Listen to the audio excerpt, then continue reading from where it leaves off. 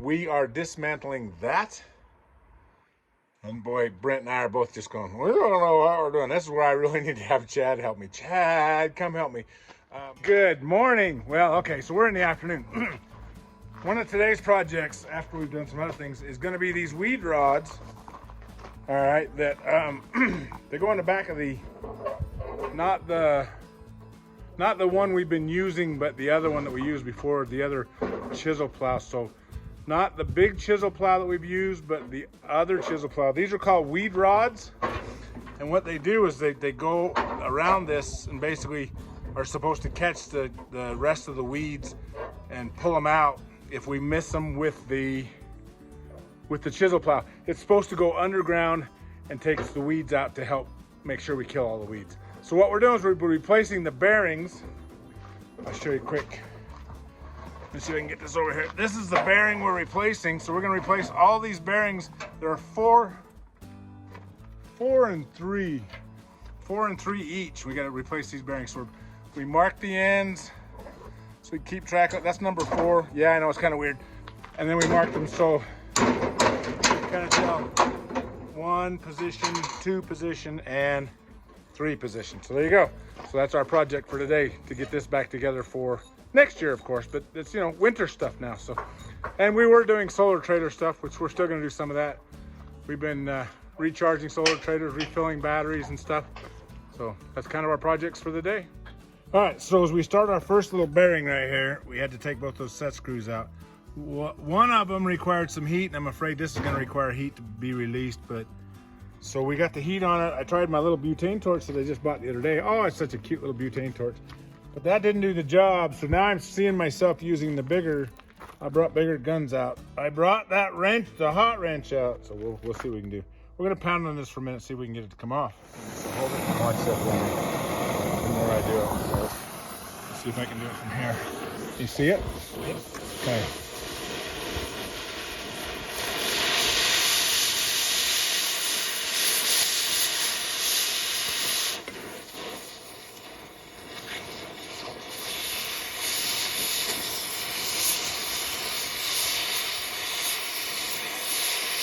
Okay, keep going. I'm gonna see if we can get this off.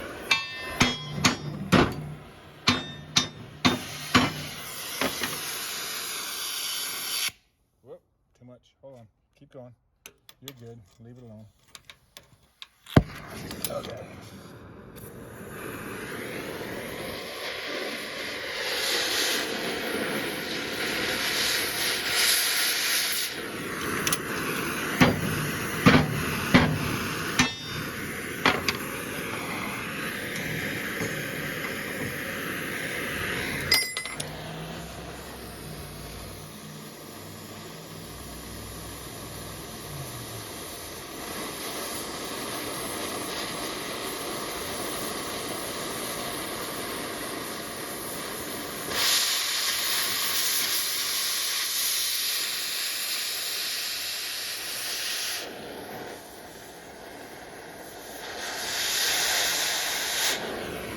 Okay, I think that's it. Let's see.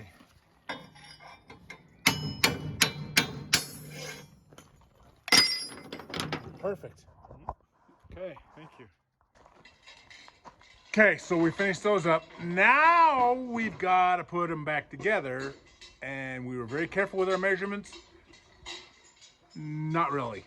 I tried hard and I screwed up. But I think we got them good, so we're gonna do those probably tomorrow when he gets more. I'm not sure when we're gonna put them back together. But I thought that was gonna be a lot worse than it was, and I was able to cut those off with that torch way easier than we were gonna pound them off. I guarantee you that, so. Okay, cool. Good morning, hey.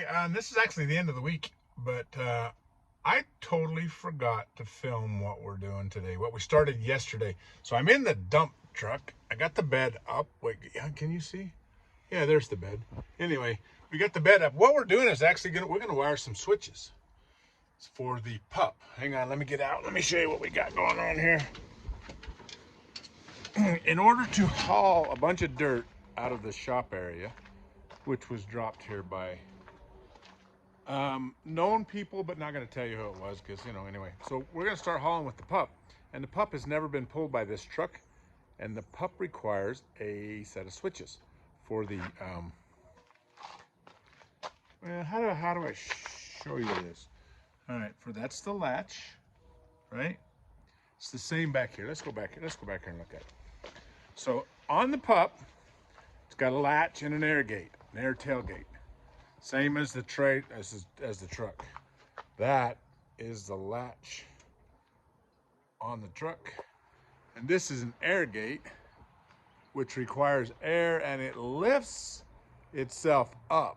So it doesn't just, a lot of dump trucks just open up. No, this one actually has a cylinder that raises it up and goes up like that. You can get a lot higher payload in there, a lot more rocky stuff or stuff that might stick in a normal tailgate, because a normal tailgate actually hinges, from this point basically right across, what am I doing? Right across here. That's where normal tailgates hinge. These don't do that.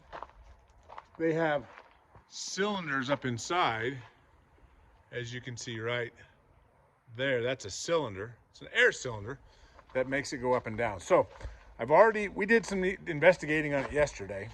We found out that it's actually wired. It is actually wired. It's wired through this plug right here.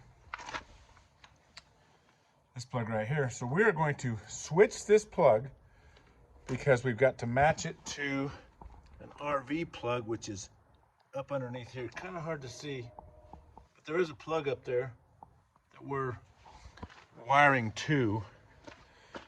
Okay, so we figured that out. So what I did already this morning, let me show you over here. I've already ran the wire up through the rail, up through a few connecting points. Oh, there's my glasses.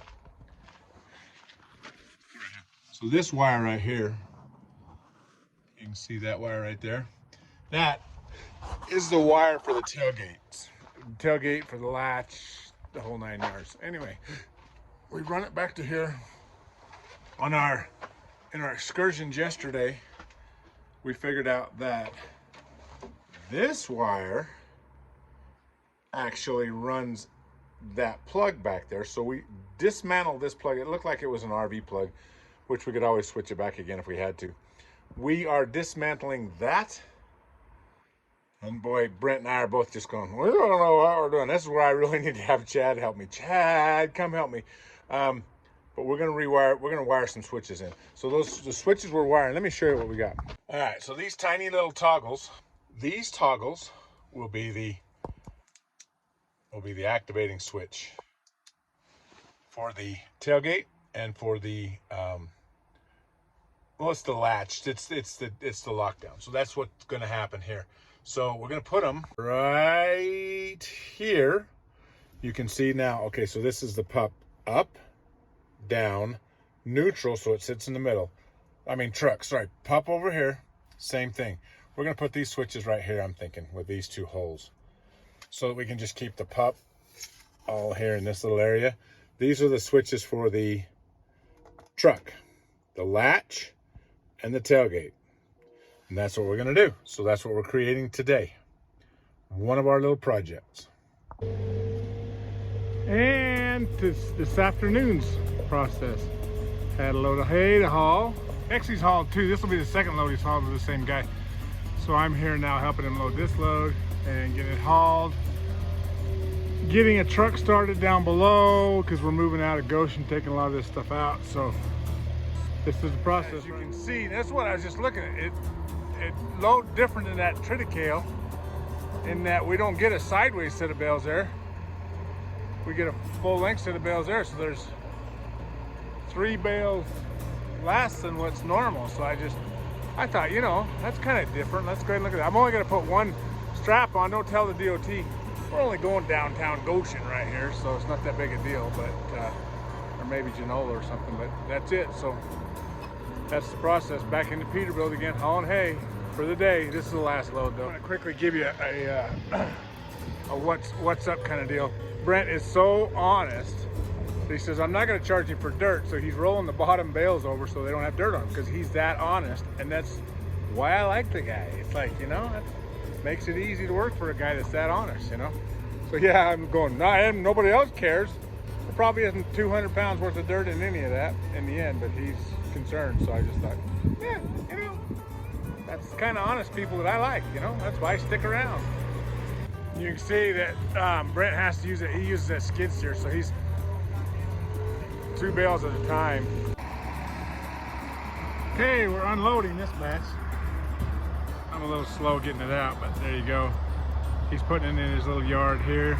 Got a pretty nice tractor to pull it off with. Makes life a lot easier than them smaller tractors. I delivered a load of that triticale down south to Richfield. Boy, that loader, the tractor on that thing was horrible. I could not, it was terrible. I knocked bales off both sides of this freaking trailer. So he's got his method. He does 3 and 2 and 2 and 2, and he does his thing. So he was trying to set them down and take off 2, and those were going to tip on him. So I saw what he did. He just kind of, he decided he better not do that. So there you go.